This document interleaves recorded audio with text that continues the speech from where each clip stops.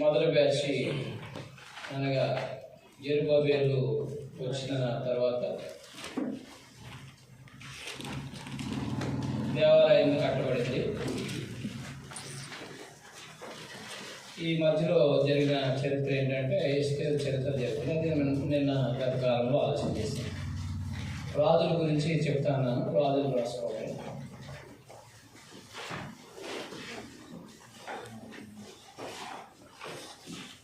రాజులు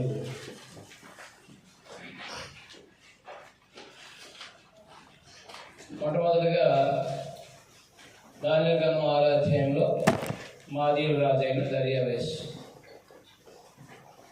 దర్యావేష్ 1 అని రాసుకోవాలి. అతని పేరు ఇష్టాప్సెస్ అని రాసుకోవాలి. పారసిక రాజు అయిన దర్యావేష్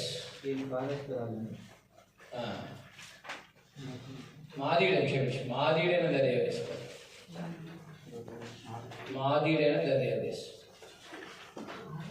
దానియేలు గ్రంథం 6వ అధ్యాయం 1వ వచనం రాసుకోండి.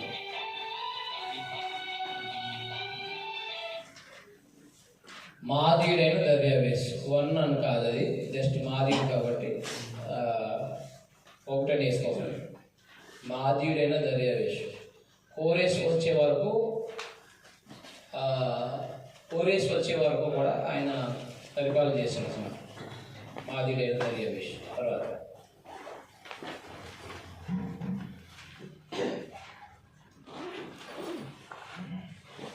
తర్వాత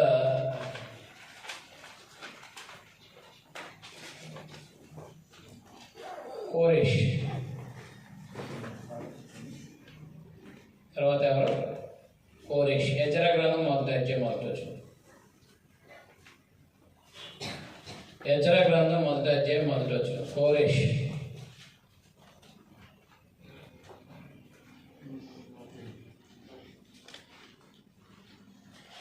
కోరేష్ కాలంలో ఏం జరిగింది? దేవాలయాన్ని కట్టడానికి ఆజ్ఞాపించారా లేదా? ఆజ్ఞాపించాడు. అప్పుడు ఎవరి కాలంలో ఆగిపోయింది?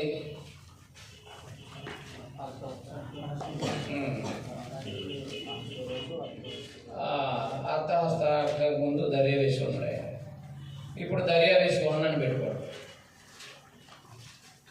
పారసిక రాజు అని బ్రాకెట్లో పెట్టుకోండి. ముందు దానియేలు గ్రంథంలో ఉన్నాయన మాదీయుడు.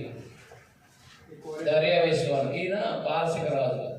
దర్యావేష్ 1 2 కాదు, ఆయన మాదీయుడు అయిన, అందుకే 1 అని పెట్టుకోవద్దాను. దర్యావేష్ 1 పారసిక రాజు అని రాసుకోండి.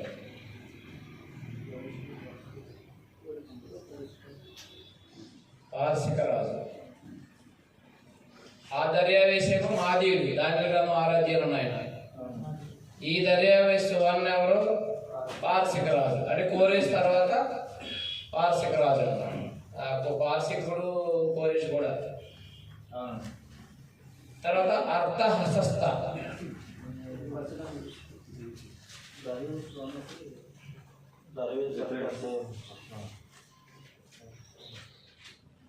దర్యావేష్ 1కి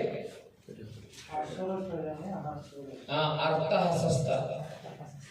పాత నిబంధనలో అహస్వరేష్ ఉంది చూడండి. అహస్వరేష్ అన్న ఆయన అర్థహస్త ఒకడే. ఎజ్రా గ్రంథం 4:6లో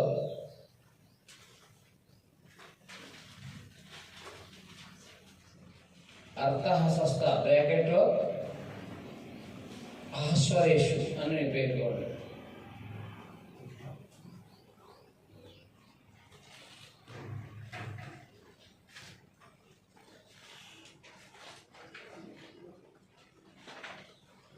తర్వాత అర్థహస్త. తర్వాత కూడా అర్థహస్త తర్వాత కూడా అంటే 2 వేసుకోండి. అర్థహస్త 2 వేసుకోండి. అర్థహస్త 1 ఎవరు? అహస్వరేష్. అహస్వరేష్ అన్న అర్థహస్త అన్న ఒక్కడే. అది తెలియదు చాలా మందికి.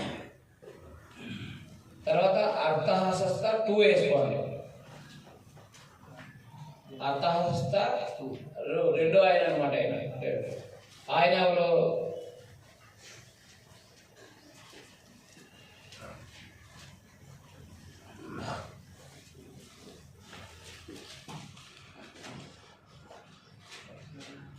తర్వాత దర్యావేషు ఈ కాలంలో దేవాలయము సంపూర్తి చేయబడింది.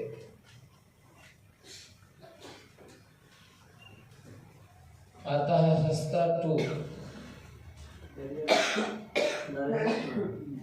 దర్యావేష్ 15 వచనం 6:15 రాసుకో.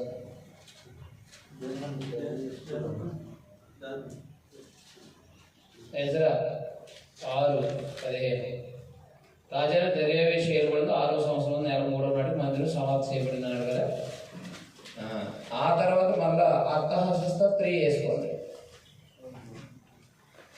అర్థహస్త దర్యావేష్ క్షమించండి, దర్యావేష్ 2 వేసుకున్నారు కదా. దర్యావేష్ 2 తర్వాత అర్థహస్త, తర్వాత అర్థహస్త 3 అంటే అర్థహస్త 1, 2 అనమాట. అలాగా దర్యావేష్ 2 కింద అర్థహస్త, మళ్ళా దర్యావేష్ అర్థహస్త కింద అర్థహస్త 3. వాళ్ళ పేరు హోకస్, ఆయన పేరు హోకస్. ఓ ఏరాలా ఓ హోకస్. అర్థహస్త 2, 3 ఫోకస్ అయిన. అర్థహస్త 2 ఏమో నెమన్. అర్థహస్త 2 ఏమో నెమన్.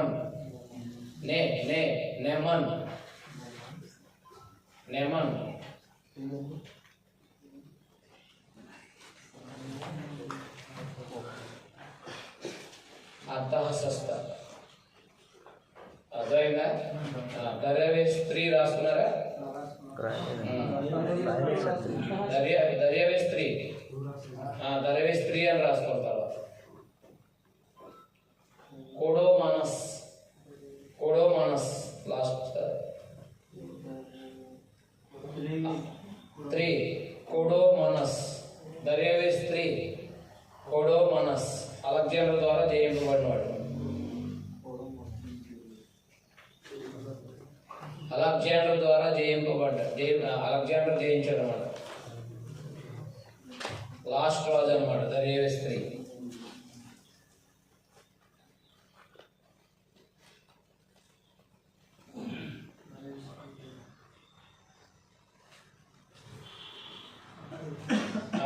కాబట్టి ఇప్పుడు ఎజ్రా వచ్చినప్పుడు ఎవరన్నమాట ఆయన? అర్థహస్త చూడండి. ఎజ్రా గ్రంథం 7 అధ్యాయం చూడండి. ఎజ్రా గ్రంథం 7 అధ్యాయం.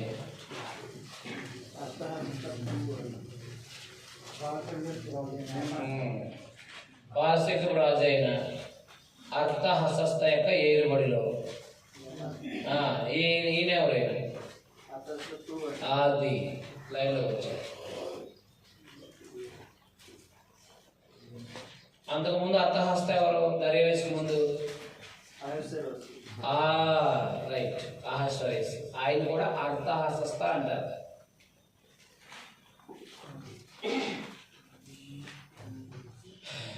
నేను కన్ఫ్యూజ్ పడతానని.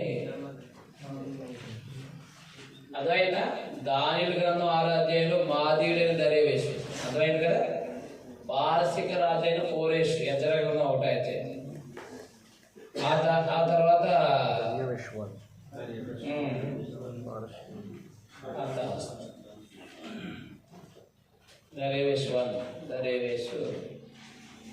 దర్యావేష్ తర్వాత అర్థహస్త ఎవరు? అహస్వరేష్. ఆ తర్వాత కూడా అర్థహస్తే. అది గుర్తుపెట్టుకోవాలి. ఇప్పుడు 7వ అధ్యాయంలో ఉన్న అర్థహస్త వేరు, 6వ అధ్యాయంలో ఉన్న అర్థహస్త వేరు. అది గుర్తుపెట్టుకోవాలి. చరిత్ర జరిగింది కదా మరి. ఎస్తేరు గ్రంథం జరిగింది కదా 7వ అధ్యాయం ముందు.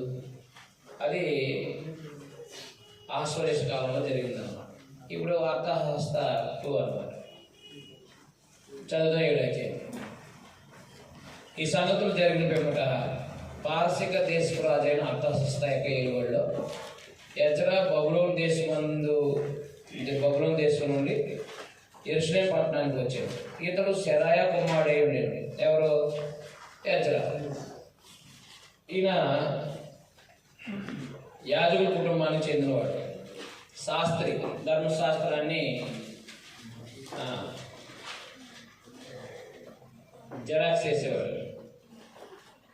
కాబట్టి ధర్మశాస్త్రం జెరాక్స్ చేసే ఆయన ఎజ్రా. ఈ సెరాయా అజర్యా కుమారుడు, అజర్యా ఇల్కియా కుమారుడైన ఆయన సల్లూరు కుమారుడు, సాధు కుమారుడు, ఐటూ కుమారుడు, అజర్యా కుమారుడు. అజర్యా ఆయన ఎక్కడి నుంచి వచ్చాడో చెప్తూ, ఈ అజర్యా అనే ఆయన ఎక్కడి నుంచి వచ్చాడంటే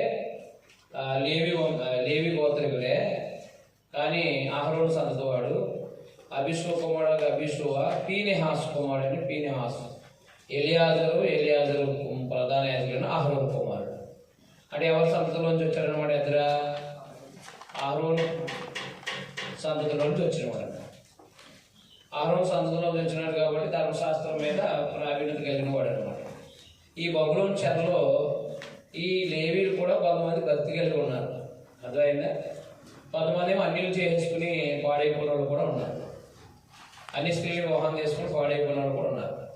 ఈ ఎజ్రా చూడండి, 6వ వచనం అండర్లైన్ చేసుకోండి. ఈ ఎజ్రా ఇశ్రాయేలు దేవుడిని యెహోవా అనుగ్రహించిన మోషే యొక్క ధర్మశాస్త్రములను ప్రవీణత గల శాస్త్రి అని. అదైనా ధర్మశాస్త్రములను ప్రవీణత గల శాస్త్రి అన్నాడు. శాస్త్రి కాబట్టి గ్రంథాన్ని రాసేవాడు. ప్రవీణత కలిగిన శాస్త్రి. మరియు అతని దేవుడైన యెహోవా హస్తం అతనికి తోడుగా ఉన్నందున అతను ఏ మనవి చేసినా రాజు అనుగ్రహించున్నాడు. అంటే భక్తిపరుడే కాదా? దేవుని వాక్యాన్ని ధ్యానించేవాడికి, అసలు దేవుని యొక్క వాక్యం మీదే ధ్యానం పెట్టుకున్నవాడు ఎవరై ఉంటారో చెప్పండి? భక్తిపరుడే ఉంటాడు. అందువల్ల ధర్మశాస్త్రానికి ప్రావీణ్యత కలగడమే కాకుండా దేవుని హస్తం అతనికి తోడుగా ఉందంటే అర్థమేంటి? దేవుని హస్తం ఎవరికి తోడుగా ఉంటుంది? భక్తిపరుడికే కదా. అది అందుకని గ్రంథాన్ని ధ్యానించేవాడు, గ్రంథంగా మాట్లాడేవాడు, దేవుడు అతనికి తోడుగా ఉంటాడు. గ్రంథాన్ని ధ్యానించేవాడు గ్రంథం ప్రకారం బ్రతుకుతాడు. గుర్తుపెట్టుకోడు. అందువల్ల సందేశము అనేది ఎవరైతే సందేశం ఎరిగిన వాడో వాడు దాన్ని అనుసరించి వాడే ఉంటాడు. అదే ప్రావీణ్యత కలిగినట్టు వాడు అన్నమాట. కాబట్టి ప్రావీణ్యత కలిగినట్టు వాడు భక్తిపరుడైన అహరోను కుటుంబం నుంచి వచ్చిన వాడు. అలాగే ఆయన శాస్త్రి. తర్వాత దేవుని సహాయం ఆయనకు ఉంది. కాబట్టి ఏ మనవి చేసినా రాజు అనుగ్రహించాడు. ఆయన ఏ మనవి చేసినా రాజు కూడా మాట. ఈ రాజు మాట వినడానికి కారణం ఏమి ఉండొచ్చు అంటే దేవుని సహాయం నెంబర్ 1. ఒకటి, ఈయన ఎస్తేరు కొడుకై ఉండొచ్చు అన్నమాట. అహస్వరేసు కొడుకు, అహస్తరేసు కొడుకైన అర్థహస్త అన్నమాట. అంటే అహస్వరేసు కొడుకై ఉండొచ్చు. అంటే ఎస్తేరు కుమారుడై ఉండొచ్చు. మీకు అర్థమైనా? అందువల్ల యోధా సంతతికి సంబంధించిన ఆమె దేవుని దయ వల్ల బిడ్డలు కంటే కనుక ఈ ఎజ్రా కాలంలో ఆయన ఎంతో ఈయనకి ఏం చెప్పినా కానీ మనవి విన్నాడంటే ఆలోచన చేయాల్సిన విషయం అన్నమాట. 7వ వచనం. మరియు రాజైన అర్థహస్త ఏలుబడి యందు 7వ సంవత్సరం ఇశ్రాయేలు కొందరు యాజకులు కొందరు ఏలిన గుంపు చూడండి. మొదటి గుంపు ఏంటి? మొదటి అధ్యాయము యెరుబ్బయలు నాయకత్వంలో వచ్చిన గుంపు అది. ఇప్పుడు 2వ గుంపు యాజకులు అన్నమాట. ఎక్కువ ఎవరో యాజకులు. ఆల్రెడీ దేవాలయం కట్టబడింది కదా. ఆ దేవాలయం కట్టబడింది కాబట్టి ఇప్పుడు ఎవరు వచ్చారనమాట? యాజకులు వచ్చారు. కొందరు లేవీలు, గాయకులు, ద్వారపాలకులు, నెతీనీయులు బయలుదేరి యెరూషలేము పట్టణానికి వచ్చారన్నమాట. దేవాలయం కట్టబడినప్పుడు కూడా కొంతమంది వచ్చారు లేవీలు, కానీ ఎక్కువ మంది యాజకులు లేవీలు బ్యాచ్ వచ్చారనమాట. ఎవరి ద్వారా? ఎజ్రా ఆల్రెడీ ఆయన అహరోను సంతతి వాడు కాబట్టి తనకు సంబంధించిన జనాంగాన్ని పోజేసి తీసుకుని రాజుని అడిగి తీసుకుని వచ్చి ఉండొచ్చు అనమాట. ఆల్రెడీ దేవాలయం కట్టబడింది కాబట్టి దేవాలయంలో పని చేయటానికి ఆ దేవుడు అవకాశం ఇచ్చి ఉండొచ్చు, అవునా కాదా? దేవాలయం కట్టబడిన తర్వాత పనిచేసే వాళ్ళు కావాలా వద్దా? కావాలి కాబట్టి విడుదల చేశాడు. అందుకని ఎజ్రాతో వచ్చిన వాళ్ళు ఎవరన్నమాట? తనకు సంబంధించిన వాళ్ళే ఎక్కువ మంది వచ్చారు. రాజు ఏలుబడి యందు 7వ సంవత్సరం 6వ మాసమున ఎజ్రా యెరూషలేముకు వచ్చాడు. మొదటి నెల మొదటి దినమందు అతడు బబులోను దేశం నుండి బయలుదేరి దేవుని కరుణాహస్తం తనకు తోడుగా ఉన్నందున 5వ నెల మొదటి దినమున యెరూషలేము చేరాడు. అంటే ఎన్ని నెలలు పట్టింది? 5 నెలల ప్రయాణం. ఒక దేశం నుంచి మరో దేశానికి ప్రయాణం ఎప్పుడు ఎంత పట్టింది? ఎందుకని? నడిచి కాబట్టి. అది ఎవడో అమెరికా వెళ్ళాడండి బైక్ మీద, అవునా? అమెరికా వెళ్ళాను నేను బైక్ మీద, 14 దేశాలు దాటాను అంటున్నాడు, అవునా? అది 7 సంవత్సరాలు పెట్టిందంట. సంవత్సరంన్నర పెట్టిందంట. అదొక మనవాడికి ఒక్కొక్కడికి ఏదో ఒకటి ఉంటుంది. వాడి మీద వెళ్ళాలని ఒకడు, ఫ్లైట్లో వెళ్ళాలని ఒకడు, అదే బండి మీద వెళ్తే ఎలా ఉంటుందని ఒకడు. నడిచి వెళ్ళలేదులే, నడిచి వెళ్తే ఇంకా అక్కడ చచ్చిపోవడమే ఒక ఆపిల్కి వెళ్ళి, అంతేనా? కుటుంబాన్ని వదిలేసి వెళ్ళాలి. కాబట్టి సంవత్సరంలో వెళ్ళాడు. అలాగా వీళ్ళు నడిచి కాబట్టి ప్రయాణాలు వాహనాలు ఉన్నా ఈ గాడిద ఉన్నా బరువులు మోటార్ తప్ప ఏమన్నా. కాబట్టి నడిచి కాబట్టి పిల్లల్ని వాళ్ళు ఎక్కేసి వీళ్ళు నడుస్తారు. అందువల్ల సుమారుగా 5 నెలలు పట్టిందన్నమాట. ఒక దేశం నుంచి మరో దేశానికి రావడం, ఒక దేశమే ఆడాలి. కాబట్టి ఇప్పుడు 5 నెలలు పట్టింది. వచ్చిన తర్వాత ఆయన ఏం చేశాడో చూడండి. 9వ వచనం 10వ వచనం. ఎజ్రా యెహోవా ధర్మశాస్త్రాన్ని పరిశోధించి దాని చొప్పున నడుచుకుంటుకును ఇశ్రాయేలుకు దాని కట్టలను విధులు నేర్పుకు దృఢ నిశ్చయం చేసుకున్నాడు. దేవాలయం కట్టబడిన తర్వాత దేవుడు ఎజ్రాని పంపించడంలో ఉద్దేశం ఏంటి చెప్పండి? ధర్మశాస్త్రాన్ని నేర్పించాలి. అదైనా ఇందులో నెహెమ్యా కూడా ఉంటాడు. నెహెమ్యా గ్రంథంలో మనకు కనిపిస్తారు. ఎజ్రా నెహెమ్యాలు ఇద్దరు కూడా కలిసి పనిచేసినట్టుగా చూడొచ్చు. ప్రస్తుతం మాత్రం ఎజ్రా వచ్చిన తర్వాత ధర్మశాస్త్రాన్ని నేర్పించాడు అన్నమాట. అంటే గ్రంథం వచ్చినోడు ఎప్పుడైనా సరే భక్తిపరుడై ఉండాలి. మన గ్రంథం వచ్చి భక్తిపరుడై ఉండాలి. గ్రంథం భక్తిపరుడైన దైవ గ్రంథాన్ని ఎరిగిన భక్తిపరుడు ఎవరైనా సరే గ్రంథాన్ని గ్రంథంగా నేర్పించడానికి ఎప్పుడు నిర్ణయం చేసుకుంటాడు. అర్థమైంది? అది ధనాపేక్ష లేనివాడైతే, ధనాపేక్షలో ఉన్నవాడైతే ఏం చేస్తాడంటే నెలకు ఒక ఏదో 4 విత్తనాలు చెల్లేసి వెళ్ళిపోతాడు అంతే. ఎందుకంటే ధనం అనేది అదే మనుషుల ద్వారా ధనం సంపాదించుకోవాలనుకున్నవాడు ఏం చేస్తాడంటే ఇలాంటి నిర్ణయం చేసుకోలేడు. ఏం చేస్తాడు? జనం కావాలి కాబట్టి అన్నీ ఒకసారి చెప్పేస్తే మళ్ళీ జనం ఉండరేమో అనే భయంతో తాను గ్రంథాన్ని వివరంగా చెప్పలేడు అన్నమాట. కానీ భక్తిపరుడు మాత్రం దేవుని యొక్క సందేశాన్ని దాచుకోవడం కదా. అది మనకు అపోస్తలుల కార్యం 25-27 వచనం కూడా దేవుని సంకల్పం అంతా నేనేమి దాచుకోలేదు అన్నాడు. దాచుకునేవాడు ఎవడంటే భక్తి సంపూర్ణమైన భక్తిపరుడు కాదు. మీరు అర్థమైంది? చెప్పేస్తే జనాల దగ్గర నుంచి వెళ్ళిపోతారు. ఆ తర్వాత నాకు వచ్చే రాబడి ఒకవేళ జనం లేకపోతే నాకు జీతం తగ్గించేస్తారేమో అనే ఉద్దేశాలు కలిగినోడు ఎవడో కూడా ఉన్నదన్నట్టుగా కంప్లీట్గా నేర్పడు. అలాగనే మనుషులకి చెప్పుకుంటూ వచ్చారు మన వాళ్ళందరూ కూడా. అమెరికా సపోర్ట్ తీసుకున్న వాళ్ళందరూ కూడా, అది ఇంక్లూడింగ్ ఎవరిని మనం పక్కనెట్టాల్సిన పని లేదు. అమెరికా సపోర్ట్ తీసుకున్న వాళ్ళందరూ, మొదటి నుంచి సేవ చేసే వాళ్ళందరూ కూడా ఎవరు కూడా ఆ వయసులో గ్రంథంగా నేర్పలేదు. ఎవరును అందులో అమెరికా సపోర్ట్ తీసుకున్న ఎవరు కూడా నేర్పలేదు. కానీ నేను మాత్రం అలా కాదు. నేను నేర్చుకున్న వాస్తవాలు, నాకు అర్థమైన వాస్తవాన్ని నేర్పడానికి ఆర్థికంగా సహకారం లేకపోయినా ఉన్నదాంతోనే నేర్పించడానికి నేను 15 సంవత్సరాల నుంచి నేర్పిస్తూ వస్తున్నాను. అందుకే నేను ఎబ్రి గ్రీకుల్లోకి వెళ్ళగలిగే సామర్థ్యం దేవుడు ఇచ్చాడని అనుకుంటాను నేను.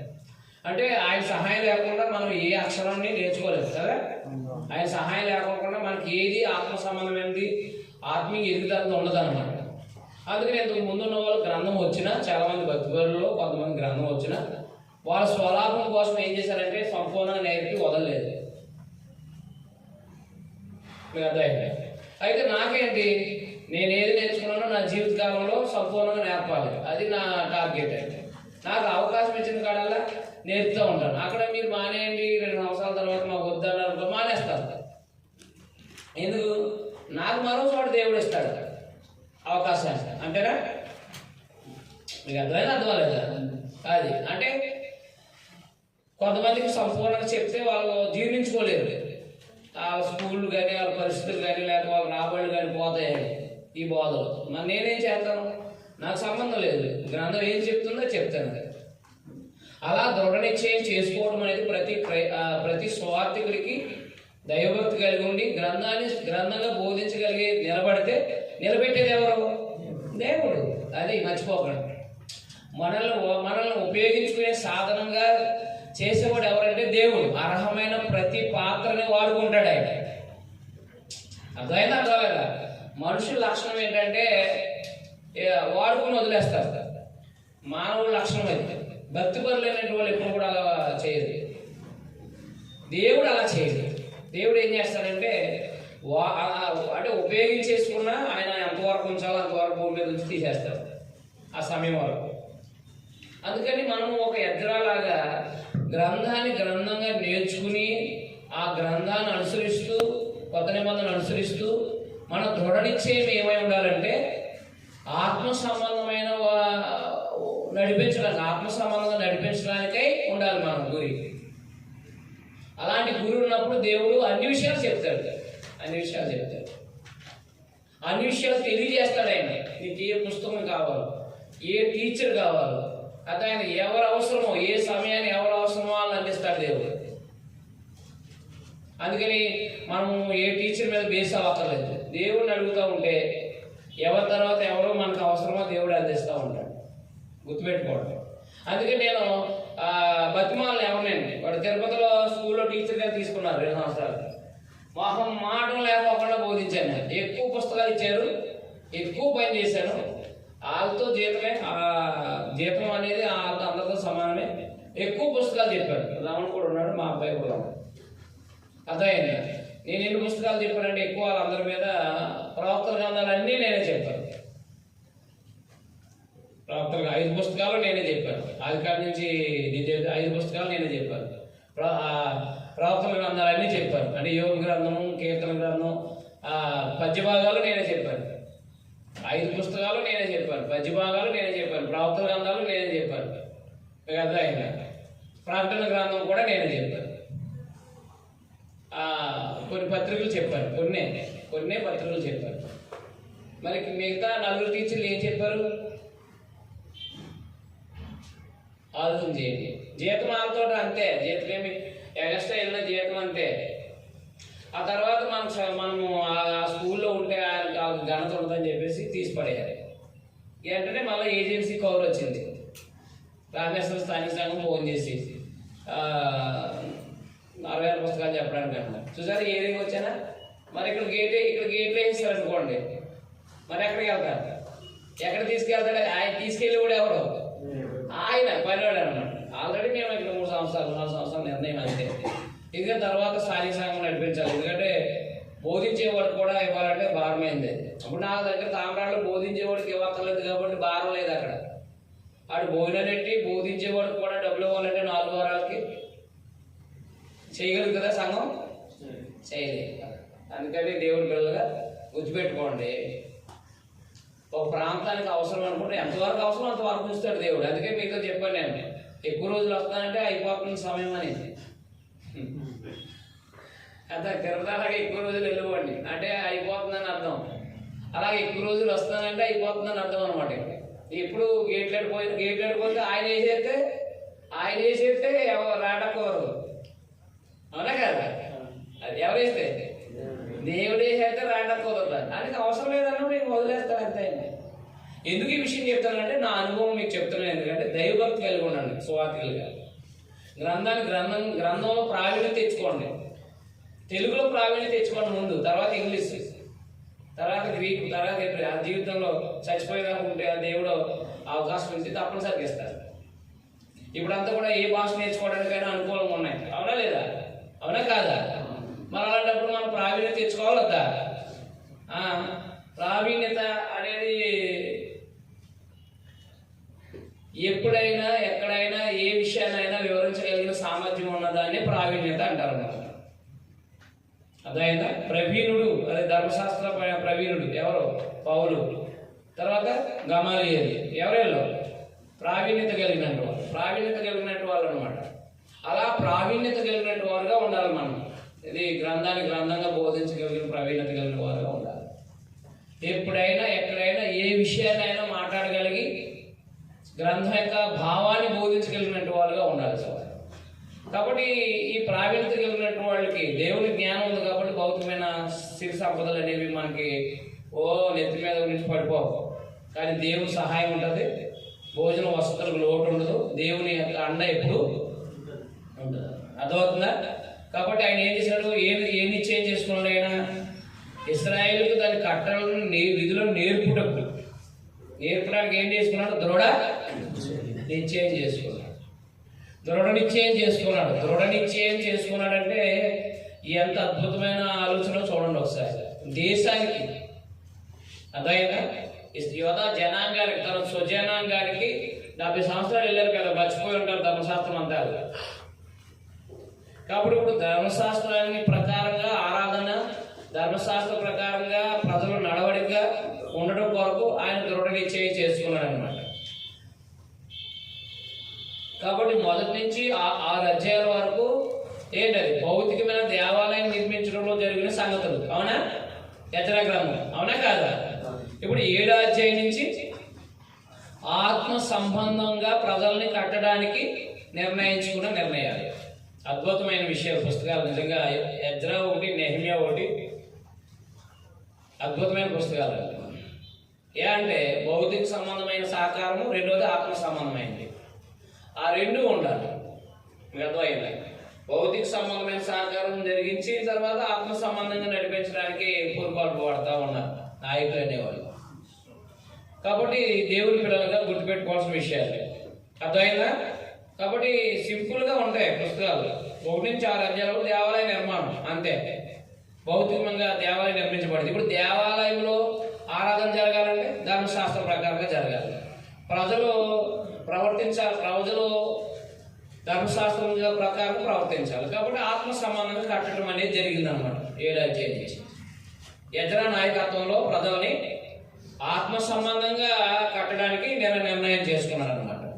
అలాగే ప్రతి సువార్థికుడు కూడా స్థానిక సంఘము భౌతిక సంబంధమైన పనుల్లోనూ, భౌతిక సంబంధ వృద్ధిలో కొనసాగుతుంటూ ఉంటారు బయటకు వెళ్ళి.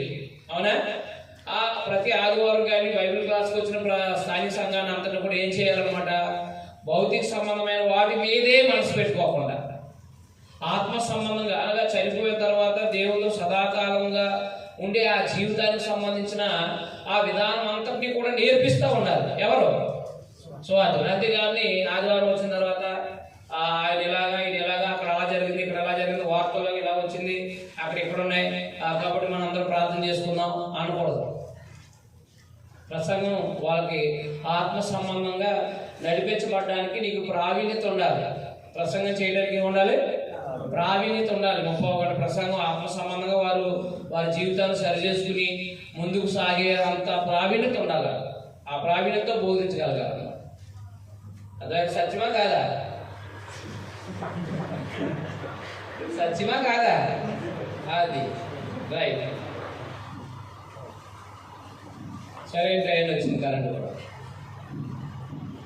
మాట్లాడుకున్న దేవుని గ్రంథం వాస్తవం అని కరెంట్ కూడా చెప్తుంది. రైట్. తర్వాత నేర్పులకు దృఢ నిశ్చయం చేసుకున్నాను అనమాట. అందులో దుర్లాభం ఉండకూడదు. గ్రంథాన్ని నేర్పించడంలో ఏమనకూడదు? దుర్లాభం ఉండకూడదు. దుర్లాభం ఉంటే వాళ్ళు సంపూర్ణంగా నేర్పలేమన్నమాట. దుర్లాభం అనేది ఉంటే నేర్పలేము. 11వ యెహోవా ఆజ్ఞలు వాక్యములు ఎందును ఆయన ఇశ్రాయేలు విధించిన కట్టల ఎందును శాస్త్రీయ యాజకుడైన యెజ్రా రాజైన అర్తహస్త ఇచ్చిన తార్కీదు నకలు. రాజైన అర్తహస్త ఆకాశమందులు దేవుని ధర్మశాస్త్రమందు శాస్త్రీయుడు యాజకుడైన యెజ్రాకు క్షేమం మొదలగు మాటలు రాసేలాగే సెలవిచ్చేది. చేతనున్న నీ దేవుని ధర్మశాస్త్రాన్ని బట్టి యోధాను గూర్చి యెరూషలేమును గూర్చి విమర్శ చేయుటకు నీవు రాజు చేత అతని 7 మంత్రుల చేత పంపబడితివి కనుక మేము చేసిన నిర్ణయం ఏమనగా మా రాజ్యమందులు ఇశ్రాయేలులోను వారి యాజకుల్లో లేవీల్లో యెరూషలేము పట్టణానికి వెళ్ళుటకు మనపూర్వక ఇష్టపడు వారు ఎవరో వారందరూ ఆ మాట అన్వయం చేసుకుంటే ఎవరు వచ్చారో, రెండో గుంపులో ఎవరు వచ్చారో మీకు అర్థమవుతుంది. మా రాజ్యమందుండు ఇశ్రాయేల్లో వారి యాజకుల్లోనూ లేవీల్లోనూ యెరూషలేము పట్టణానికి వెళ్ళుటకు మనపూర్వకంగా ఇష్టపడు వారు ఎవరో వారందరూ నీతో కూడా వెళ్ళవచ్చును. మరియు యెరూషలేములో నివాసంగా ఇశ్రాయేలు దేవునికి రాజును అతని యొక్క మంత్రులను స్వేచ్ఛగా అర్పించిన వెండి బంగారాలను తీసుకుని పోవాలి. మరియు బబులోను ప్రదేశం అంతటా నీకు దొరుకు వెండి బంగారముల అంతా జనులు యాజకులు యెరూషలేములో దేవుని మందిరంలో స్వేచ్ఛగా అర్పించిన వస్తువులను నువ్వు తీసుకుని పోవాలి. ఎంత అవకాశం ఇచ్చాడు రాజు అంటే అట్టహస్త. నాకైతే ఎస్తేరు కొడుకే ఉంటాడు అనుకుంటున్నాను. ఏంటి దేవాలయం పట్ల ఈ అర్పణల పట్ల ఎంత ఆసక్తి కలిగి ఉన్నాడంట. ఎస్తేరు పుడితే కనుక ఏం చేస్తాడు? ఎస్తేరు ఏం చెప్తాడు? ఇశ్రాయేలు దేవుడే అంతే కదా, రైట్. ఆయన ఎంత అవకాశం ఇస్తున్నాడు చూడండి. తమ దేవుని మందిరానికి స్వేచ్ఛగా అర్పించే వస్తువులను నువ్వు తీసుకుని పోవాలి. తడవు చేయక చూడండి రాజు ఎంత సహకరించాడు. అదైనా మనం నిర్ణయం చేసుకున్నప్పుడు మనకు సహకారిగా దేవుడు ఎవరిని ఎలా వంచాలో అలా వంచుతాడు. అదవుతుందా? మనకు అలాంటి దృఢ నిశ్చయమే లేనప్పుడు నేను ఎందుకు ప్రోత్సహించాలి, నన్ను ఎందుకు ప్రోత్సహించాలి దేవుడు? నేర్పడానికి అలాంటి దృఢ నిశ్చయం లేనప్పుడు నిన్నెందుకు ప్రోత్సహించాలి, నన్ను ఎందుకు ప్రోత్సహించాలి ఆయన? కాబట్టి మనము దేవుని గ్రంథం నేర్పడంలో ఎలాంటి దుర్లాభం అనేది శాసించకుండా పనిచేస్తే జీవితం అనేది దేవుడు ఇస్తారు, అంతేనా? ఆయన ప్రయత్నాలు చేయకండి, లోకాన్ని చూసి ప్రయత్నాలు చేయకండి. మీరు లోకాన్ని చూడొద్దు. ఒకవేళ ఎవరైనా సాయం చేస్తే వాక్యానుసారంగా పనిచేయడానికి ట్రై చేయండి, అంతే తప్ప ధనం మీదే మనసు పెడితే గంధం ఎగిరిపోతుంది, మీ దగ్గర ఉండదు. మరియు బబులోను ప్రదేశం అంతటా నీకు దొరికి వెండి బంగారం జనులు యాజకులు యెరూషలేములో తమ దేవుని మందిరాన్ని స్వేచ్ఛగా వస్తువులు తీసుకుని పోవాలి. తడవు చేయక నీవు ఆ ద్రవ్యం చేత ఎడ్లను పొట్టేళ్లను గొరిపేళ్లను వాటితో కూడా ఉండవలసిన భోజనార్పణలు ప్రాణార్పణలు కొని యెరూషలేము మందులను మీ దేవుని మందిరం బలిపీఠం మీద వాటిని అర్పించింది. మిగిలిన వెండి బంగారాలతో మీ దేవుని చిత్తానుసారంగా నీకును నీ వారికి ఎంతమంది తోచిన దాన్ని చేయవచ్చు. చూసారా? మరియు నీ దేవుని మందిరం సేవ కొరకు మీకు అయిపోయిన ఉపకరణాలను నీవు యెరూషలేములో నీ దేవుని ఎదుట అప్పగింపవద్దు. నీ దేవుని మందిరం విషయంలో దానమిచ్చుడికై మరి ఏదైనా నీకు కావాల్సిన ఎడల అది రాజు యొక్క ఖజానాల నుండి నీకు ఇవ్వాలి. అబ్బా ఏం అద్భుతమైన బాబా! ఇలాంటి ఆఫర్స్ మన ప్రభుత్వాలు ఇస్తేనా మనం దోసేసి ప్రభుత్వాన్ని నేను అవునా కదా, మాకు నిధులు అయిపోయి అని చెప్పేసి మొత్తం కలెక్టర్ ఆఫీస్ కాడ కూర్చుని మొత్తం ఆస్తులన్నీ కొట్టించేసుకున్నాం. ఏ లెవెల్కి లేకపోతే నిధులు. కాబట్టి అలాంటిది లేదు. కానీ దేవుడు అట్టహాస ద్వారా అంత అవకాశం ఇచ్చాడనమాట, రైట్. ఏదేమైనప్పటికీ ప్రభుత్వం అండ అనేది అనుగ్రహించబడడంతో ఇంకేమైనా అవసరమైతే కనుక మన వాళ్ళకైతే ఏం చేద్దరు ఉన్నా సరే ఏమి లేవైపోయినా రాసేసి తెచ్చేస్తారు. అందుకే మన వాళ్ళకి దేవుడు జ్ఞానం సంపూర్ణంగా ఇవ్వాలి. అలా ఉండకూడదు. మనం యథార్థంగా సేవ చేయాలనుకున్నప్పుడు దేవుడు అండ ఏదో విధంగా ఉంటుంది అన్నమాట. నీ దేవుని మందిరం విషయంలో దానం ఇచ్చుడికే మరి ఏదైనా నీకు కావాల్సిన ఎడల అది రాజు యొక్క ఖజానా నుండి నీకు ఇయ్యబడిన అన్నాడు. మరియు రాజునైన అట్టహస్తాను నేనే నది అవతల ఉన్న ఖజానాదారులే మీకు ఇచ్చు ఆజ్ఞ ఏమనగా ఎవరికి ఇది అక్కడ అధికారులకి ఖజానాదారులకి. అంటే ఏంటి ఖజానాదారులు అంటే ఎవరు? ప్రభుత్వ సంబంధమైన బ్యాంకులకి. ఖజానాదారులు అంటే అర్థమే తెలుసా? ప్రభుత్వ సంబంధమైన ధనాన్ని కాపలా కాసేవాళ్ళు, ఆర్థిక శాఖ మంత్రులు అనమాట. ఆర్థిక సంబంధమైన వాళ్ళకి అనమాట. ప్రభుత్వ సంబంధం ధనాన్ని ఇవ్వడానికి వాళ్ళకి ఇచ్చిన లేఖ ఇది. కానీ ఖజానాదారులైన నీకు ఇచ్చే ఆజ్ఞేయమనగా ఆకాశమందల దేవుని ధర్మశాస్త్రంలో శాస్త్రీయ యాజకుడైన ఎజ్రా మిమ్మల్ని ఏదైనా అడిగిన ఎల్ల ఆలస్యం కాకుండా మీరు దాన్ని చేయగలరు. అదే మన ప్రభుత్వం అయితే నిధులు లేవని చెప్పేసి నెక్స్ట్ సంవత్సరం ఇస్తామని చెప్తారు, అవునా? కాబట్టి అదేం అక్కడ ప్రపంచాన్ని పరిపాలిస్తున్న సామ్రాజ్యం కాబట్టి రాజుగారు ఆజ్ఞాపించారంటే ఇవ్వాల్సిందే. రాజుగారు ఆజ్ఞాపించిందంటే ఏం చేయాలి? ఇవ్వాల్సిందే. రావాల్సిందే అంతే. అందుకని ఆ ఖజానా బ్యాంకులకు ఏం చెప్పాడంటే ఆయన ఎజ్రా దైవ సంబంధమైన కార్యక్రమాలకు ఏది అడిగినా కాదనకుండా ఇవ్వమని చెప్పాడు అంతే. కాబట్టి ఈయన ఒక నాయకుడిగా ఒక అధికారిగా కూడా పంపించాడు అనమాట. ఇదంతా ఎవరి సహాయం అంటారు? అంతే. ఆలస్యం కాకుండా మీరు దాన్ని చేయాలన్నాడు. ఆ మాట చూడండి అక్కడ. ఏం చేయకుండా చూద్దామండి, సంవత్సరాలు ఎట్టాలంటే రేపు పొద్దున మరి చూద్దామండి ఆ టైప్ కాదు. ఆలస్యం జరగకూడదు అంతే. ఆయన విషయంలో అడిగితే అంటే ప్రభుత్వ సంబంధమైన ఇచ్చేయాల్సింది ఆస్తి. 1000 తూములు గోధుమలు, 200 మనుగుల వెండి, 300 తూముల ద్రాక్షారసం, 300 తూముల నూనె, లెక్క లేకుండా ఉప్పును ఇవ్వను. ఆకాశమందుల దేవుని చేత ఏది నిర్ణయమాయనో దాని ఆకాశమందుల దేవుని మందిరంలో జాగ్రత్తగా చేయింపవలసింది. రాజు యొక్క రాజ్యం మీదకి అతని కుమారుల మీదకి కోపం ఎందుకు రావాలను? మరియు యాజకులు, లేవీలు, గాయకులు, ద్వారపాలకులు, నిర్ణయనీయులు, దేవుని మందిరపు సేవకులైన వారందరి గురించి మేము మీకు నిర్ణయించింది ఏమనగా వారికి శిస్తు కానీ సుఖం కానీ పన్ను కానీ వేయటం కట్టడపు న్యాయం కాదని తెలుసుకోండి. అర్థమైందా? అంటే దేవుని ప్రజల మీద ఎవరైనా అది మామూలుగా ట్యాక్స్ కట్టడం అనేది న్యాయం కాదని చెప్పాడు అన్నమాట. అంటే వాళ్ళకి గవర్నమెంట్ పన్నులు కట్టే అవకాశం లేకుండా చేసేస్తుంది. చూసారా ఎంత అవకాశం ఇచ్చారు చూడండి అర్థహస్త.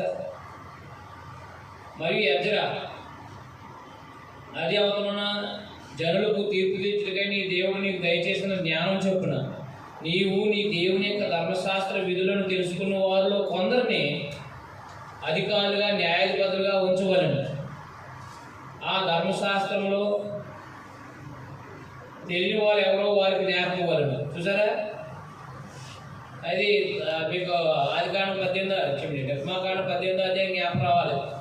మోసే మామ ఏం చేశాడు? ధర్మశాస్త్ర సంబంధమైన న్యాయాధిపతులను ఏర్పాటు చేయమన్నాడా లేదా? అలాగనే ఇక్కడ కూడా ఇప్పుడు ధర్మశాస్త్ర విధులను తెలుసుకున్న వాళ్ళు కొందరు అధికారులుగా న్యాయాధిపతులుగా ఉంచవాళ్ళు. ఆ ధర్మశాస్త్ర విషయంలో తెలియని వారు ఎవరో వారు నేర్పవాళ్ళు. ధర్మశాస్త్రం తెలియని వాళ్ళకి ఏం చేయాలంట? ధర్మశాస్త్రం నీ దేవుని ధర్మశాస్త్రం కానీ రాజు యొక్క చట్టమును కానీ గైకొనవాడు ఎవడో. చూసారా ధర్మశాస్త్రాన్ని గైకొనాలి, చట్టాన్ని అండర్లైన్ చేయండి. అది రోమపత్రిక 13వ అధ్యాయం అన్నమాట. నీ ధర్మశాస్త్రం కానీ రాజు యొక్క చట్టమును కానీ గైకొనని వాడెవడో త్వరగా విచారణ చేసి మరణశిక్ష అయినను, స్వదేశ త్యాగమైనను, ఆస్తి జప్తి అయినను, ఖైదీనైనా వారికి విధించాలంట.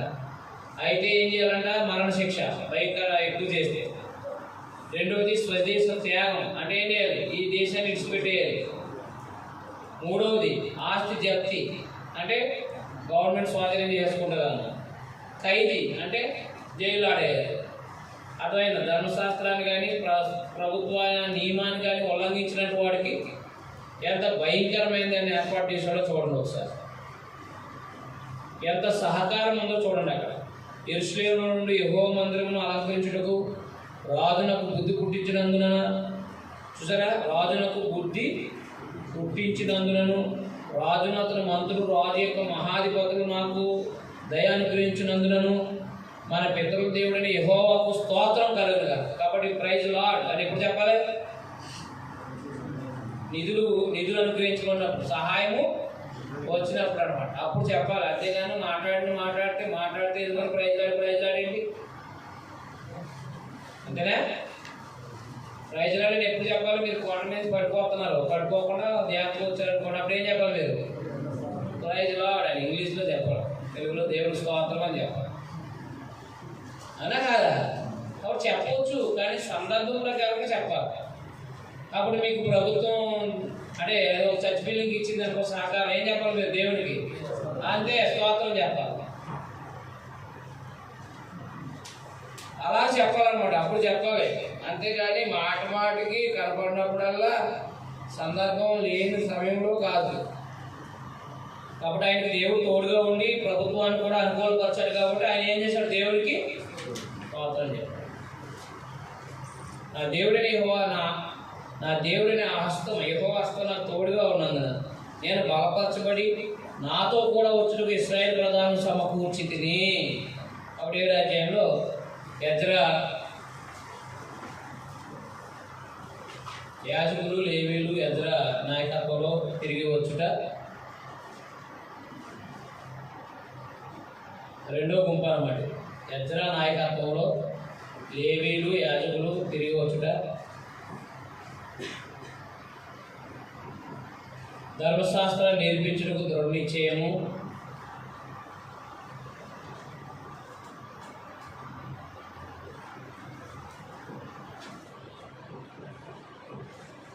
ప్రతి ఆర్థిక సంబంధమైన సహకారము అందించుటకు ప్రభుత్వం కూడా సహకరించడం. ప్రతి ఆర్థిక సహాయం చేయుటకు ప్రభుత్వం కూడా సహకరించడం.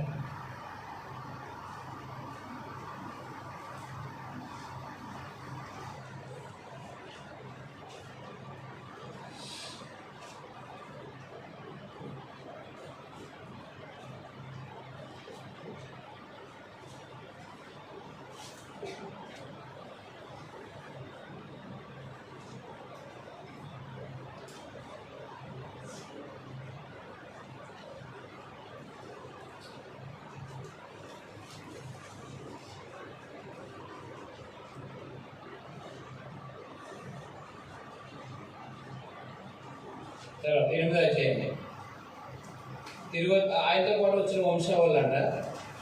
పీనియస్ వంశంలో, గేసే వంశంలో చూడండి. అక్కడ అర్థహస్త 7 కాలం ముందు బబులోను దేశంలో నాతో కూడా వచ్చిన ఇంటి పెద్దల వంశాలు. మన వంశావళి తెలియదు, ఆ దేశాలతో అందుకే 15 వచ్చినానికి వచ్చాయి. ఇక్కడ చదవండి.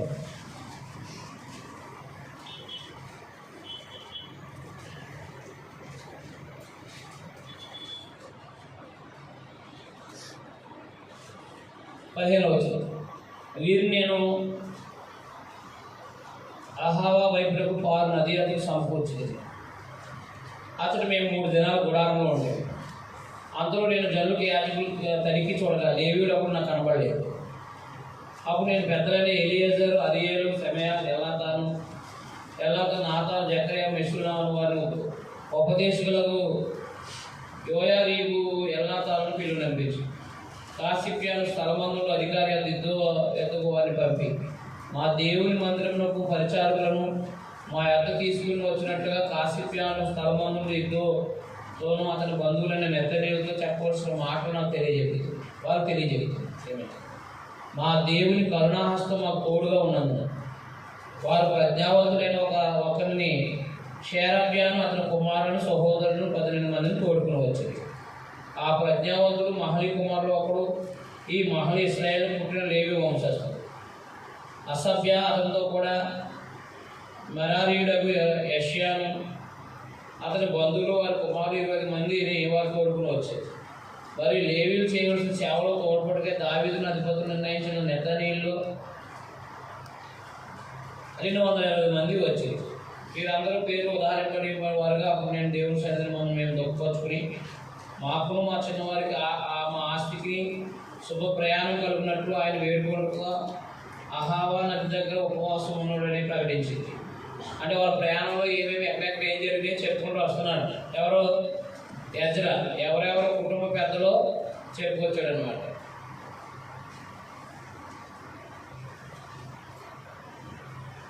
మేలు కలగజేటికి ఆయన ఆశ్రయించిన వారందరికీ మా దేవుని హస్తం తోడు ఉండను కానీ ఆయన హస్తము ఆయన ఉగ్రత ఆయన విసర్జించి వారందరి మీదకి వచ్చినని మేము రాజుతో చెప్పి ఉంటాం కనుక మార్గమందుల శత్రువుల విషయమై మాకు సహాయం చేయనట్లు కార్బాబు రౌతులను రాజునకు కావాలని మనవి చేయడానికి సిగ్గు నాకు తోచింది. ఉపవాసం ఉండి ఆ సంగతిని బట్టి మా దేవుని వేడుకోనగా ఆయన మా మనవి అంగీకరించారు. కనుక నేను యాజకుల్లో నుండి ప్రధానులైన 12 మందిని అనగా షరబ్యాను, అసభ్యాను వీరి బంధువులు 10 మందిని ఏర్పరిచి మా దేవుని మందిరం ప్రతిష్ఠించిన విషయంలో రాజును అతని మంత్రులను అధిపతులను అక్కడ ఉన్న ఇశ్రాయేలు అందరూ ప్రతిష్ఠించిన వెండి బంగారు ఉపకరణాలు చూసి వారికి అప్పగించింది. 1300 మణుగులు వెండి, 200 మణుగులు వెండి ఉపకరణాలు, 200 మణుగులు బంగారు, 7000 తులాలు గల 20 బంగారు గిన్నెలు, బంగారు అంతా వెలగల పరిశుద్ధమైన 2 రాగి పాత్రలు తూచి వారి చేతికి అప్పగించి మీరు యెహోవాకు ప్రతిష్ఠింపబడిన వారు పాత్రలు ప్రతిష్ఠితులైనవి. ఈ వెండి బంగారం మీ పితరుల దేవుడిని యెహోవా ప్రీత్యార్పణమైనవి. కాబట్టి మీరు యెరూషలేములో యెహోవా మందిరపు ఖజానా గదుల్లో యాజకులెక్కి, లేవీయులెక్కి, ఇశ్రాయేలు పెద్దలెక్కి, ప్రధానమైన వారి ఎదుట వాటిని చూసి అప్పగించే వరకు వాటిని భద్రంగా ఉంచడం వాటితో చెప్తుంది. కాబట్టి యాజకులు, లేవీయులు వాటి ఎత్తు ఎంతో తెలుసుకుని యెరూషలేములో మన దేవుని మందిరాన్ని కొనుక్కోవడానికి ఆ వెండి బంగారం పాత్రలు తీసుకుంది. మేము మొదట నెల 12వ దినం ముందు యెరూషలేముకు వచ్చుటకే అవాహ నది నుండి బయలుదేరగా మా దేవుని హస్తం మాకు తోడుగా ఉండి శత్రువుల చేతుల నుండి మార్గమందు కూర్చున్న వారి చేతుల నుండి మమ్మల్ని తప్పించినందున మేము యెరూషలేములకు వచ్చి 3 దినాలు అక్కడ బస చేసింది. 4వ దినమున వెండి బంగారం పాత్రలు మా దేవుని మందిరములకు యాజకుడైన ఉరియా కుమారుడైన మెరీమోతు చేత కూలిక చేయబడింది. అతనితో కూడా పీనిహాసు కుమారుడైన ఎలియాజరు ఉండెను. వీరితో ఈ లేవీయులైన యేషువా కుమారుడైన యెహోజాబాదును, బిన్నూయి కుమారుడైన నోవద్యాయ కూడి ఉండేది. సైకి చెప్పున ఎత్తు చెప్పున అన్నింటినీ సరిచూసిన తర్వాత వాటి ఎత్తు ఎంత అయింది లెక్కలో రాశారు.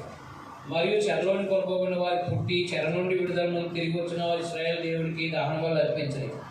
ఇశ్రాయేలు అందరి కొరకు 12 ఎడ్లతో 96 పొట్టేలు, 77 గొర్రెపిల్లలు, పాపరాత్రుగా బలిగా 12 మేకపోతులు తెచ్చి అన్నింటిని దహన బలిగా యెహోవాకు అర్పించారు.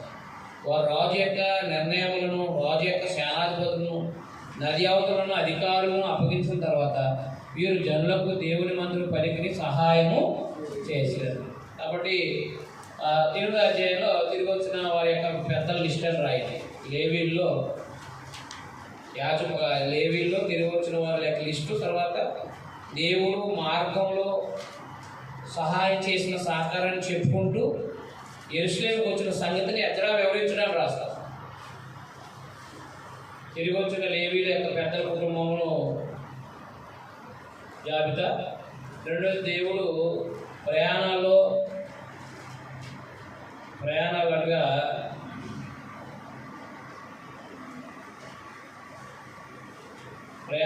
దేవుడు తోడుకున్న సంగతిని,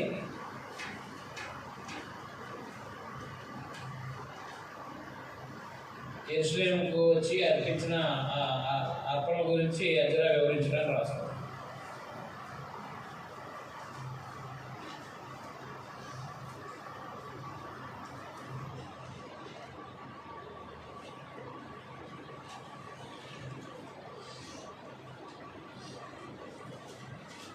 తర్వాత 9వ అధ్యాయం.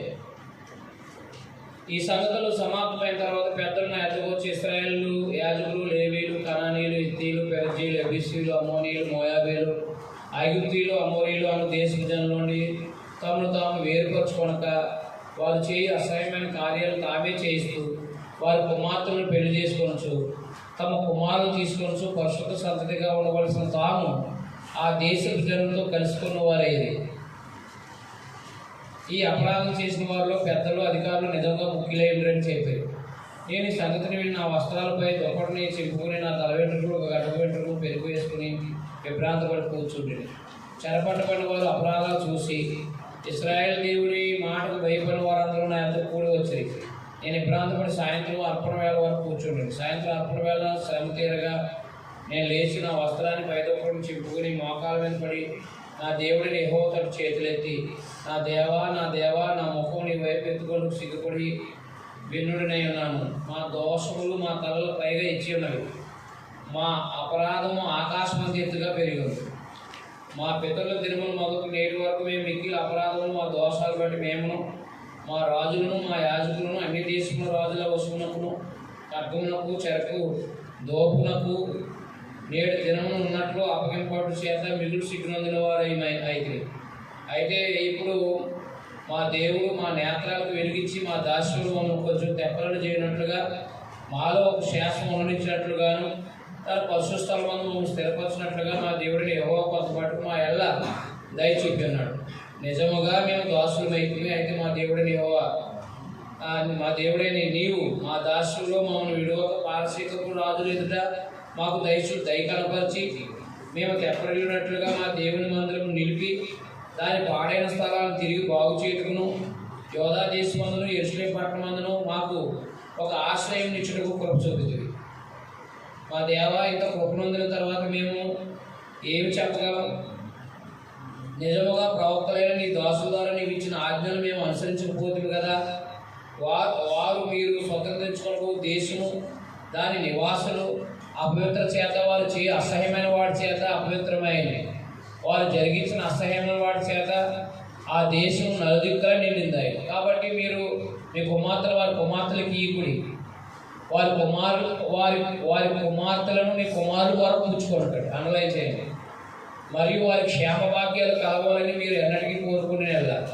మీరు బలముగా నుండి ఆ దేశం యొక్క సుఖమును అనుభవించి మీ పిల్లలకు నిత్య స్వాస్థ్యంగా దాన్ని అప్పగించుకునే చేతి. అయితే మీ దుష్క్రియలను బట్టి మా గొప్ప అపరాధములు బట్టి మా శ్రమలన్నీ మా మీదకి వచ్చిన తర్వాత మా దేవుడు అయిన నీవు మా దోషము రావాల్సిన శిక్షలో కొంచెమే మా మీద ఉంచి మాకు ఈ విధంగా విడుదల కలజేయగా మేము నీ ఆజ్ఞను మీరి ఈ అసహ్యమైన కార్యాలు జరిగించిన జనులతో సంబంధములు చేసుకుని ఎడల మేము నాశనము వరకు శ్రేష్టమైన లేకున్నట్లు తప్పించుకుంటూ సాధనమైనను లేకున్నట్లు నీవు కోపడదు కదా. యెహోవా ఇశ్రాయేలు దేవా, నీవు నీతిమంతుడై ఉన్నావు, అందువల్ల నేటి దినం ఉన్నట్లుగా మేము శేషించి నిలిచి ఉన్నాము. చిత్తగించము, మేము నీ సన్నిధిని అపరాధులు కనుక నీ సన్నిధి నుంచి వరకు కామని ప్రార్థన చేసి. 9వ అధ్యాయంలో జరిగిన సంగతి నేను చెప్పండి. ఎజ్రా ఏం చూశాడు? తిరిగి వచ్చిన వాళ్ళు అన్ని జనులని వివాహం చేసుకోవాలంట. విగ్రహారాధికుల్ని ఏం చేశారంటే వీళ్ళు వివాహాలు చేసుకున్నందుకు ఈయన ఏం చేశాడు? తన బట్టలు చెప్పుకొని సాయంత్రం వరకు అలా మోకాలుని అర్థమైంది. దేవుడికి ప్రార్థన చేశాడు.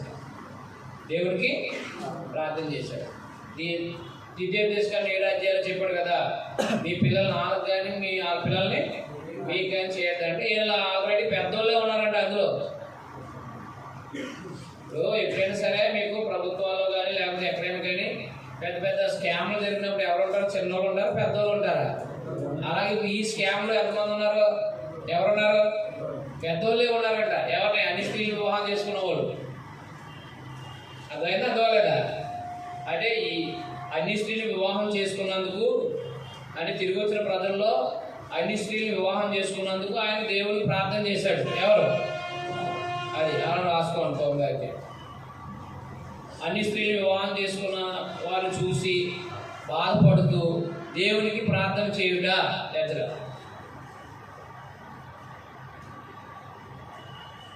అందుకని దేవుని పిల్లలుగా క్రైస్తవులను మనం ఎవరికి కూడా అన్య జనాంగానికి మన పిల్లలు కానీ మన కుమారులు కానీ కుమార్తెలు కానీ ఇవ్వకూడదు. మొట్టమొదటి విషయం. ఒకవేళ నేను ప్రేమించాను వెళ్ళిపోతానంటే బాయ్ అని చెప్పాలి, టాటా అని చెప్పాలండి. జాతీయాలు వచ్చేయండి, ఎప్పుడు రాకండి, ఇక్కడ సంఘంలో కూడా అవకాశం ఉంటుందని చెప్పాలి. అర్థమవుతుందా? అర్థమవట్లేదా మీకు? ఇది సీరియస్. ఇది ఎవరైనా ఇష్టపడ్డా మేము వెళ్ళిపోతామని చెప్పేస్తే ఏమనాలి? సరే జాగ్రత్తగా ఉండండి, రాకండి అని చెప్పాలంతే. ఎందుకని? ఆ ఉగ్రత మనం చూడాల్సి అవుతుంది. అన్నిని పెళ్లి చేసుకుంటే ఉగ్రత చూడాల్సి అవుతుంది. అర్థమవుతుందా? అప్పుడు అన్నిల్ని వివాహాలు చేసుకోకూడదు క్రైస్తవులు. ప్రభువుని మాత్రం వివాహం చేసుకోవాలని మనకున్న 7 అధ్యాయాలు చెప్పారా లేదా? మనకున్న ఆలోచన ఏంటంటే ఎలా లాగుదామని అంటాం. మనం ఇలా వెళ్ళిపోదామని చెప్పాం కదా. వాళ్ళు ఏమంటాం? మనల్ని దేవుడు ఏమన్నాడు? వాళ్ళు మిమ్మల్ని వాళ్ళ వైపు తిప్పుకుని వాళ్ళ దేవతలు అయిపోయారు. సొలొమోను అంతటి వాడు ఏమయ్యాడు? అలా తిప్పుకున్నాడా జ్ఞాని? అలా వెళ్ళిపోయాడా? మరి నువ్వు ఎంత జ్ఞాని మీరు చేస్తానికి అని చెప్పాలి. నెహెమ్యా గ్రంథంలో చెప్తాడులే. నెహెమ్యా గ్రంథంలో ఈ సంస్కరణ ఇద్దరు చేశారు. ఎవరు? నెహెమ్యా కూడా చేశాడు. నెహెమ్యా ఇద్దరు కలిపి చేశారు. ఇది 13వ అధ్యాయం రండి. వాళ్ళు చెప్పుకున్నాడు. అంత గొప్ప రాజే పోయారండి, ఎవరైనా ఒకలా చేస్తున్నారండి. 26 వచ్చింది 13:26. ఇది సీరియస్గా తీసుకోండి సుమా. ఈ మైండ్లో అలసిపోకుండా ఉండడానికి సరదాగా చెప్పినట్టు చెప్తున్నాను మీరు. అదవుతుందా? సీరియస్గా చెప్తే మీరు మళ్ళీ మధ్యాహ్నం నుంచి కనపడరు. అందుకని ఇది సీరియస్గా తీసుకోండి. 26 ఇటు కార్యములు జరిగించి, అదే 25 నుంచి చదివితే మీకు అర్థమవుతుంది. అది కుమార్తెను వివాహం చేసుకున్న వాళ్ళు కనపడ్డారు అక్కడ. ఇటు కార్యములు జరిగించి ఇశ్రాయేలు రాజైన సొలొమోను పాపం చేయలేదా? అనేక జనములలో అతను వంటి రాజు లేకపోయినను అతను తన దేవుని చేత ప్రేమించిన వాడే ఇశ్రాయేలు అందరి మీద రాజుగా నియమింపబడినను అన్య స్త్రీలు అతని చేత సహా నువ్వెంత అనాలి. ఇప్పుడు సొలొమోనే నాశనం అయిపోయాడు, నువ్వెంత అవునా అవునా కాదా? అది ఇప్పుడు అది ఏ ప్రశ్నకైనా సమాధానం చెప్పిన వాడు ఆయన. ఇశ్రాయేలు మీద దేశం మీదే రాజుగా ఉన్నవాడు ఆయన కదా. అంత జ్ఞాని అయిన వాడు అన్ని స్త్రీలు వివాహం చేసుకోవడం వల్ల ఏమైపోయాడు? ఇది ఖచ్చితంగా అన్ని స్త్రీలని వివాహం చేసుకునే వాళ్ళకి కానీ దాన్ని చేస్తున్న వాళ్ళకి కానీ ముందుగా చెప్పాలి. ఆ తర్వాత ఒకరు కనిపించినప్పుడు అది అర్థమవుతుంది. అప్పుడు వాళ్ళు ఇంకా అందరికీ చెప్తారనమాట, ఏది చేసుకోకుండా. అది దేవుని పిల్లలు పెట్టుకోండి. అన్ని స్త్రీలు అన్ని వాళ్ళ పిల్లలు కానీ మన పిల్లలు కానీ ఇవ్వకూడదు అనమాట. ఒకవేళ మీరు చేసుకుంటే కనుక ఇప్పుడు సంస్కారం జరుగుతుంది, అలా చేయండి. మీరు కూడా చేస్తారా? ఏ సంస్కృతి జరిగింది చెప్పండి. 10 అధ్యాయాలు ఏం జరిగింది చెప్పండి. నేహెమీయా గ్రంథంలోనే ఎజ్రా గ్రంథంలో ఏం జరిగింది? సంస్కరణ చేసుకున్న వాళ్ళందరూ వాళ్ళ భార్యలు ఏం చేయాలి? వదిలేయాలి, పంపేయాలి, ఆ దేశాన్ని పంపేయాలి. ఇప్పుడు మీరు కూడా చేసుకుంటే ఏం చేయాలి? ఇప్పుడు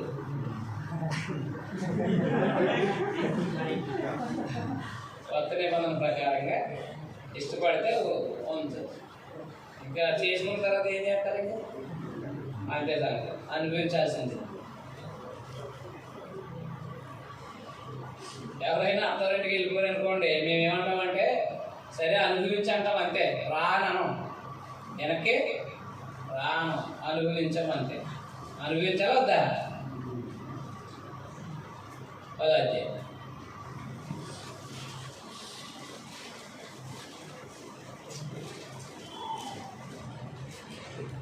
అధ్యాయం చదువుకుని మనం బ్రేక్ తీసుకోవాలి.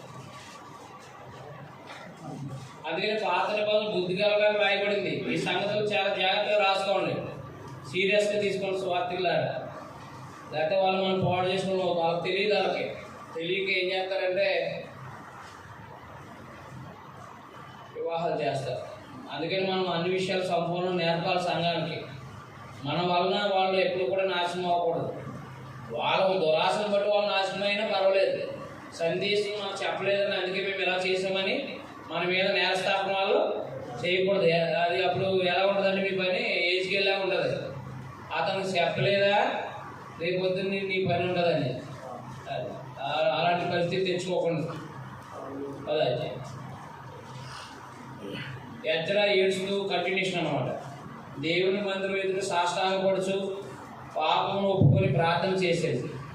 ఇశ్రాయేలులో పురుషులు, స్త్రీలు, చిన్నవారు, మిక్కిలి గొప్ప సమూహం అతని ఎదుట కూడి వచ్చి బహుగా ఏడవగా, ఏలాము కుమారులు అప్పుడే యెహీయేలు కుమారుడైన షెకన్య ఎజ్రాతో ఇట్లను, మీరు దేశమందున్న అన్ని జనుల్లోని స్త్రీలను పెళ్లి చేసుకుని మా దేవుని దృష్టికి పాపం చేసింది.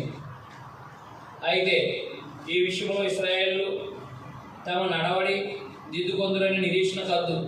కాబట్టి ఈ పని ధర్మశాస్త్రానుసారంగా జరిగినట్లు ఏనువాడు అయిన నీ యోచన బట్టి, దైవాజ్ఞం భయపడి వారి యోచన బట్టి ఈ భార్యలను వారి పుట్టిన వారిని వెలివేయించడమని మన దేవునితో నిబంధన చేసుకునేది. మనం లేము, ఈ పని నీ ఆధీనంలో ఉన్నది, మేము నీతో కూడా ఉందుము.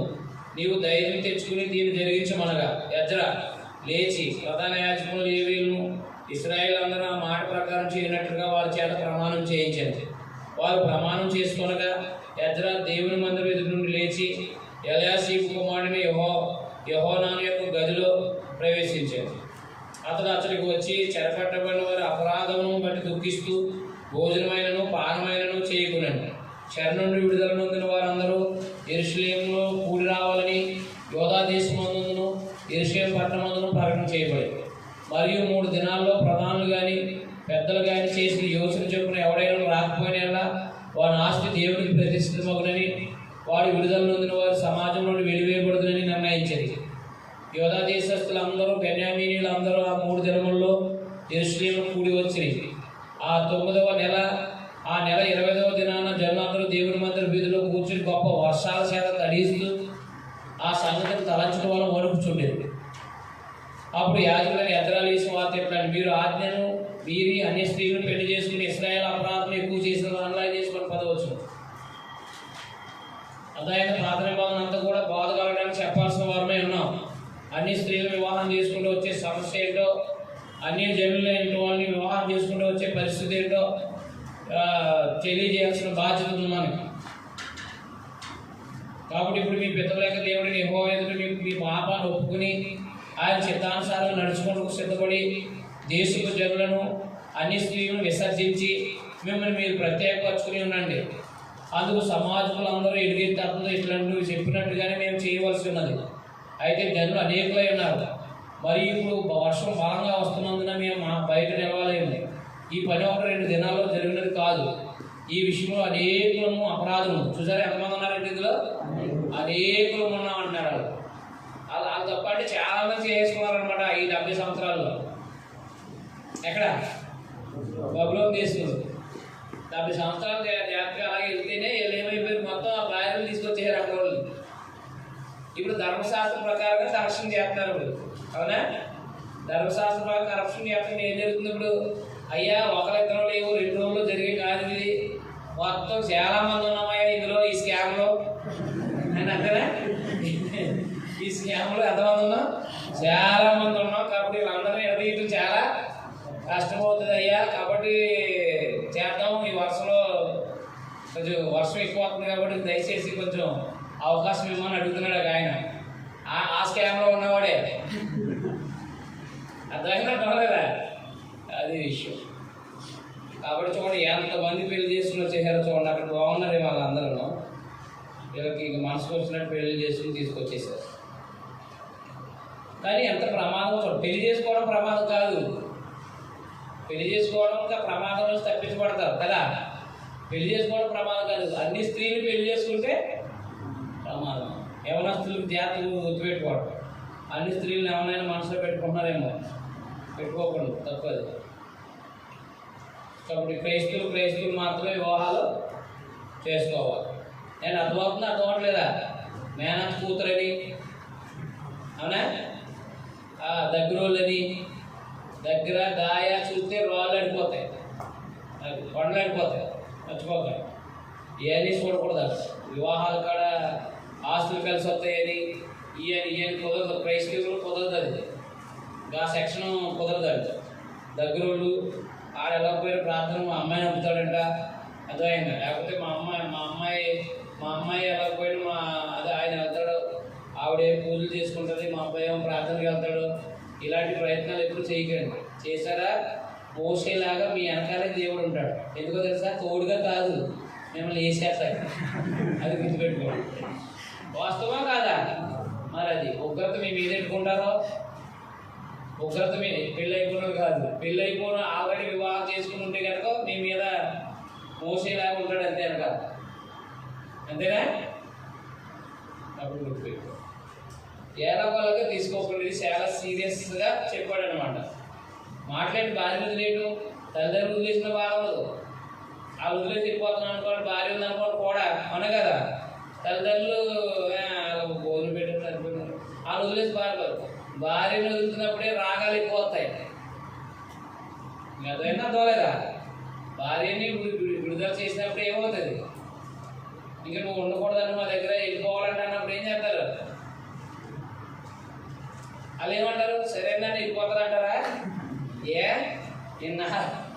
ఇన్నాళ్ళు ఉన్నాం మేము, ఇప్పుడు మమ్మల్ని అన్యాయం వదిలేస్తే ఏంటంట అని చెప్పేసి కొంచెం గొడవ ఆడతారు. అవునా కదా? భార్యాభర్తలు ఎడతీయబడి మామూలు కాదు. పెళ్లి చేసిన తర్వాత అర్థమైందన్న. ఒక పెళ్లి చేసిన వాడు ఏమంటాడు? పెళ్లి చేసిన ఆయన ఏమంటాడు లాస్ట్ని? వీళ్ళిద్దరినీ భార్యాభర్తలుగా ప్రకటిస్తున్నాం. కాబట్టి దేవుడు జతపరిచిన వాడిని ఏం చేయకూడదు? మనసులో వేసుకోవద్దు అంటారా? అంటే ఆయన ఇప్పుడు ఆయనే అన్యులు చేశాడనుకోండి, ఏమనాలి ఆయన? వీళ్ళ మధ్యలో ఏం చేయొచ్చు? వీళ్ళు చేసేయచ్చు. అందుకని దయచేసి ఆ పరిస్థితులు కలగకుండా చాలా భయంకరమైన పరిస్థితులు కనపడతాయి. అదవుతున్నా ఇది తేలిగ్గా తీసుకోకండి. దేవుని పిల్లలుగా సంఘానికి చెప్పండి, అర్థమయ్యేలా చెప్పండి, కుటుంబాలను కూర్చోబెట్టి చెప్పండి. వాక్యం అర్థమైనా కానీ మేము అలా కాదండి ఇదండి అదండి వెళ్ళారనుకో వదిలేయడం మనకు సంబంధం లేదు, అవునా కదా? కానీ చెప్పాల్సిన బాధ్యత మనకు ఉందా లేదా? చెప్పాల్సిన బాధ్యత మనకు ఉంది. వాళ్ళు నాశనం అవ్వడం మనం వాళ్ళ క్రీస్తులోకి వచ్చింది నాశనం అవ్వడానికి, ఉగ్రత పాలు అవ్వడానికి, రక్షించబడడానిక. రక్షించబడడానికి అన్నప్పుడు వాళ్ళ భౌతికమైన జీవితాలు కూడా బాగుండాలి కదా. మరి భౌతికమైన జీవితాలు బాగుండేటట్టుగా నడిపించాల్సిన బాధ్యత కూడా దేవుని కొన్నాడు. చూడండి ఎంత బాధ్యత కలిగి ఉన్నాడు. ఏం చేస్తున్నారంటే వీళ్ళు ఇప్పుడు మ్యారేజ్ రిజిస్టర్కి కనుక మీకు ఒక 50,000 ఇస్తామండి చేసేయను అని అనుకోండి, ఏమంటాడు ఆయన? ఏం పర్లేదమ్మా తర్వాత మాట్లాడలే అంటాడు అంతే. మన వాళ్ళు ఏంటి పని చేయించడానికి ఏమంటారు? ఇప్పుడు మనం కనుక ఏదైనా ప్రభుత్వ ఆఫీస్కి వెళ్ళామనుకోండి, ఏదైనా చిన్న మిస్టేక్ ఒక ఎస్ఓ ఒక ఎఫ్ఓ పడలేదు అనుకోండి, ఇది అవదమ్మా అంటాడానికి, అవునా కదా? ఎంత అవుద్దని అడగనుకో అయిపోద్ది అంటాడు. మన తెలుగు విషయాలు ఇవన్నీ ఏంటి? ఎంత అవుద్దని అంటే ఏమంటాడు? అయిపోద్ది, పని అయిపోద్దామా ఇచ్చేసారా అంటాడు. ఎఫ్ఏ కదా నేను ఎట్టేస్తాను అంటాడు అంతే. అదే నువ్వు డబ్బులు ఇవ్వకుండా న్యాయంగా ఎట్టినాను అనుకోండి, ఎక్కడ కుదరదు అలా కుదరదు కూడా రాయి అలా కొట్టకూడదు, కొట్టు వేతలు అనకూడదు, ఇది ఎఫ్ ఎట్టకూడదు అలాగా అంటాడు. అదే డబ్బులు ఇస్తే ఏమంటాడు? ఏం పర్లేదమ్మా ఇక్కడ మధ్యలో కొద్ది ఖాళీ ఉంది నేను ఇట్టేస్తాను అంటాడు. అది మహానుభావులు మన వాళ్ళందరూ మా అర్థమైందా? మేతావులు, అవునా కదా? ఎవరైనా మన వాళ్ళందరూ మేతావులు, ఏదైనా వేసేస్తారంటే మేతావులు కాదు, మేతావులు. అందుకే నా దగ్గర నిలబడినప్పుడు నా గ్రంథం జ్ఞాపకం అవుతుంది. కాబట్టి పని చేయవా నువ్వు అని చెప్పేసి అంటారు కదా. కాబట్టి మనం అయితే దేవుని పిల్లలుగా ఏ యొక్క ఎవరిని సమర్థించడానికి మనం అవి తీసుకోకూడదు. వాస్తవాన్ని వాస్తవంగా చెప్పేయడమే. ఆ తర్వాత ఆ ఇష్టం అన్నమాట. తెలుసుకుని వెళ్తే మనం ఏం చేయలేము. తెలియక జరిగితే దేవుడు ఒకవేళ ఆయన కనికరం ఉండదేమో కానీ అంటే మార్చుకోవడానికి అవకాశాలు ఉంటుంది. తెలిసింది వెళ్ళారంటే ప్రమాదం ఉంటుంది. అందుకని అయ్యా ఈ స్కామ్లో చాలా పెద్ద వాళ్ళు ఉన్నారు, తర్వాత ఇంకెవరు ఉన్నారు? సామాన్యులు ఉన్నారు. అయ్యా 1 రోజు అవుతాయా 2 రోజుల్లో అని చెప్పాడు. అప్పుడు ఏం చేశారో చూడండి.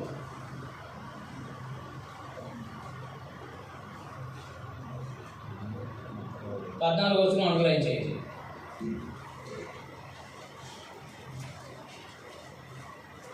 14 వచ్చిన అనుగ్రహించేది. కోపం దేవుడు ఉంటుందనే సంగతి దేవుడు అక్కడ రాయించాడు చూడండి. అక్కడ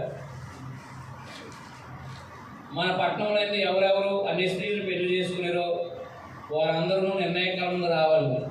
మరి ప్రతి పట్టణం యొక్క పెద్దలు న్యాయాధిపతులు ఈ సంగతిని బట్టి మా మీదకి వచ్చిన దేవుని కఠినమైన కోపం మా మీదకి రాకుండా అది అండర్లైన్ చేయండి. అన్ని స్త్రీలు పెళ్లి చేసుకుంటే దేవుని కోపం వస్తుంది, గుర్తుపెట్టుకోండి. కఠినమైన దేవుని కోపం అంట. అది సంఖ్యాకాండం 25 అధ్యాయం 1-2 వచనాలు కూడా రాసుకోండి అక్కడ. ఎందుకంటే భయంకరంగా మరణించడం జరిగింది అక్కడ తెగులు చేస్తాం.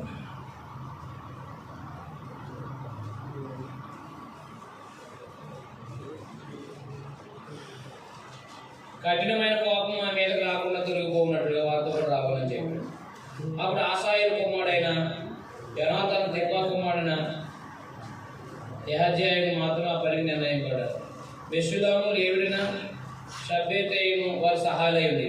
చెర నుండి విడుదల పొందిన వారు అట్లు చేయగా యాజకుడైన ఎజ్రాయిను పెద్దల్లో కొందరు ప్రధాన వారి పితరుల ఇంటి పేరు పెట్టి తమ పితరుల ప్రకారం అందరినీ వేరుగా ఉంచి 10వ నెల మొదటి దినం ఈ సంగతిని విమర్శించడం కూర్చుండ్రి.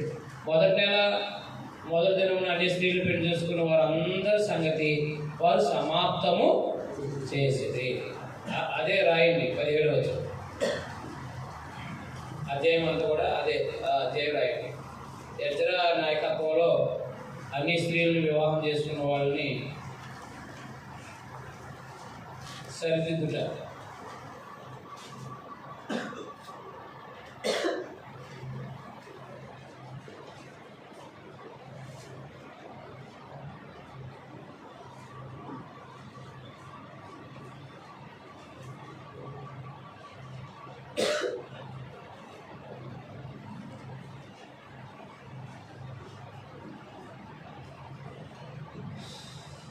ఇందులో పెద్దోళ్ళు ఎవరో చెప్తున్నాను చూడండి, 18 రోజులు పెద్దోళ్ళు యాజకులు ఎవరైనా ఏలే పెద్దోళ్ళు స్కామ్లో యాజకులు వంశంలో అన్ని స్త్రీలు పెళ్లి చేసుకున్నట్టు కనబడిన వారు ఎవరనగా అన్నారు.